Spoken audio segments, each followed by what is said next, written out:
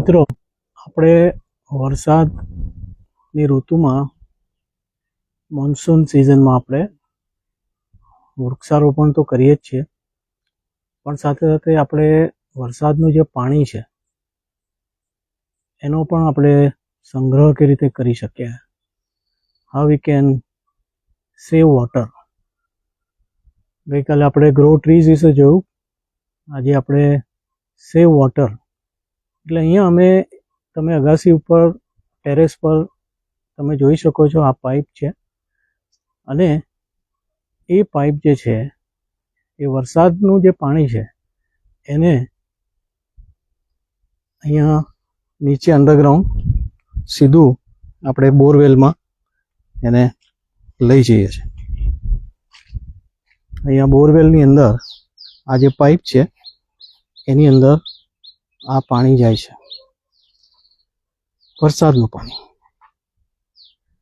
જે પહેલાં પણ મેં કહ્યું છે કે આ જે બોરવેલ છે એમાં પાણી બહુ જ ઊંડું હતું અને પથ્થર ઉપરથી નાખીએ તો બહુ જ ઊંડે સુધી અવાજ આવે. જ્યારથી અમે આ જે પોન્ડ કર્યું છે બાજુમાં, આ બોરવેલ છે એની બાજુમાં આ પોન્ડ છે અને એનાથી રિચાર્જ થાય છે આ બોરવેલ.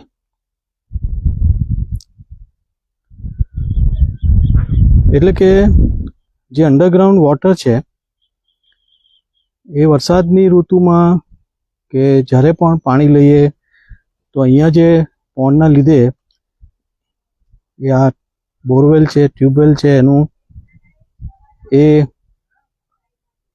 રિચાર્જ થાય છે. વરસાદનું પાણી જ્યારે અંદર જાય છે ત્યાંથી જે અગાસી પરથી જે પાઇપ આવે છે અને એ વરસાદનું પાણી બોરવેલમાં જાય છે.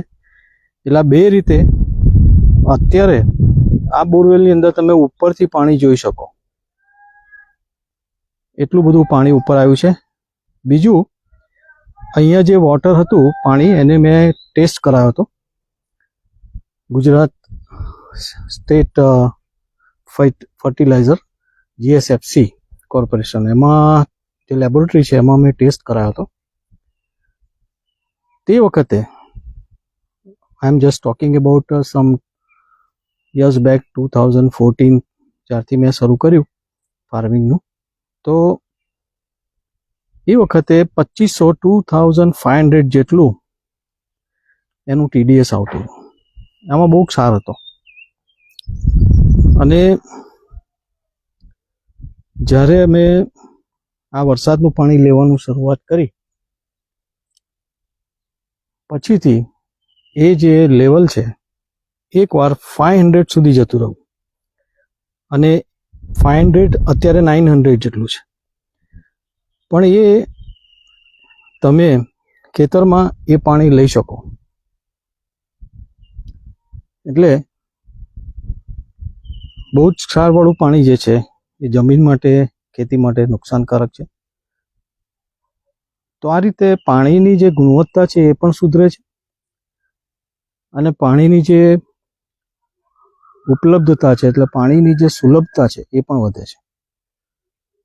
અને એટલે મારું એક ખાસ જે ફાર્મર્સ છે, ખેડૂત મિત્રો છે, જેમની પાસે ખેતીની જમીન છે, બોરવેલ છે, તો એમણે શું કરવું જોઈએ કે બોરવેલની પાસે નાનકડું પોન્ડ કરી દેવું છે. અને આ બોરવેલ જે છે એમાં જો શક્ય બને તો આ રીતે વરસાદનું પાણી અંદર લઈ જાય તો એનાથી એ બોરવેલનું જે ભૂગર્ભ જળ છે એનું સ્તર પણ સુધરે છે, એની ક્વોલિટી પણ સુધરે છે, એની ક્વોન્ટિટી બી સુધરે છે.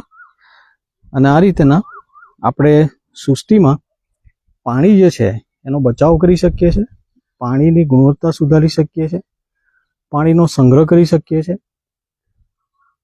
આ બધી જે બાબતો છે, મારો જે અનુભવ એવું કહે છે કે આપણે જાણે કે એક ઇકોસિસ્ટમનું સર્જન કરીએ છીએ. આ વૃક્ષો જે છે એ અમે કેટલા 4-5-6 વર્ષ પહેલાં જ્યારે રોપ્યા હવે આ વૃક્ષો મોટા થઈ ગયા છે. આ વૃક્ષો તમે જુઓ, અમુક વૃક્ષો જે છે, જેમ કે આ જે પીલુડીનું ઝાડ છે એ વર્ષોથી છે. ક્યારે કોણે રોપ્યો છે એમને ખબર નથી. બીજા બધા ઝાડ જે છે એ સ્થાનિક ઝાડ છે.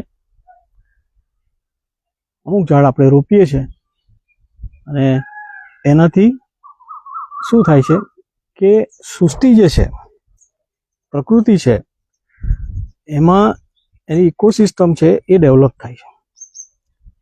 પાણી બહુ જરૂરી છે, એટલે પાણી અને બીજું વૃક્ષો. એટલે આપણે આ વર્ષા ઋતુમાં વૃક્ષો વાવીએ અને આપણે આ ઇકોસિસ્ટમ છે એનું સર્જન કરીએ. કારણ કે વૃક્ષો વાવશો, વનસ્પતિ વાવશો, ફૂલ થશે, તો એનાથી શું થશે? પતંગિયા આવશે, પક્ષીઓ આવશે, અને જેટલા પતંગિયા આવશે એટલું પોલિનેશન છે એનું કાર્ય વધારે, મધમાખી આવશે. તો આ એક આખી એક ટીમ વર્ક છે, પણ જવાબદારી માણસે લેવાની છે. તો મિત્રો, આ જે છે એ અહીંયા જે અમુક અમારા જે વૃક્ષો છે એ પાછલા દિવસોમાં, જો આ નાળિયેરીનું ઝાડ બી રોપેલું હતું, બીજા પણ તમે જોઈ શકો છો. અહીંયા તમે આ નાળિયેરીનું ઝાડ ખાસું મોટું થઈ ગયું.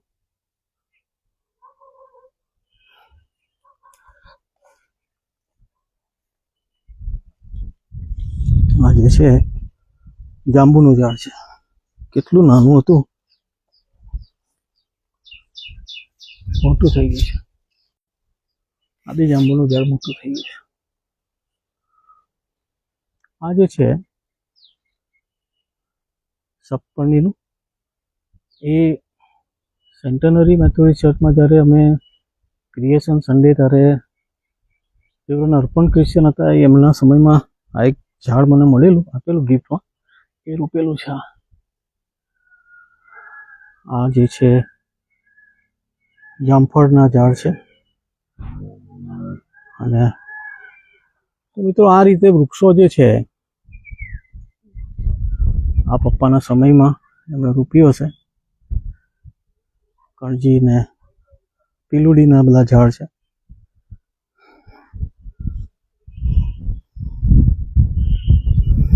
છેલ્લે આપણે એક લટાર મારી દે ખેતરમાં. હવે નીકળીએ છીએ અમે જવા માટે ઘરે, વડોદરા. પણ અહીંયા જોઈએ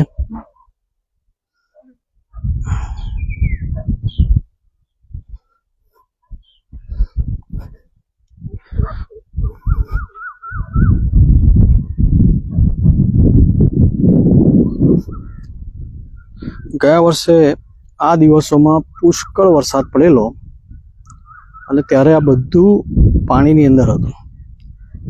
પણ આ વર્ષે બચી ગયા છે. કપાસ મોટો થઈ ગયો છે.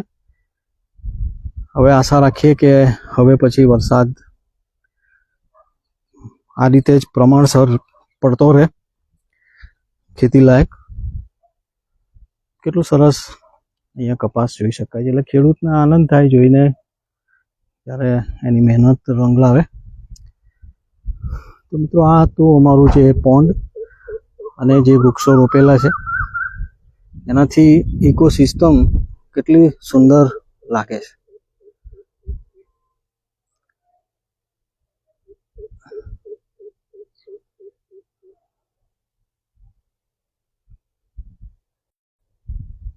પક્ષીઓને એ મળી રહેશે.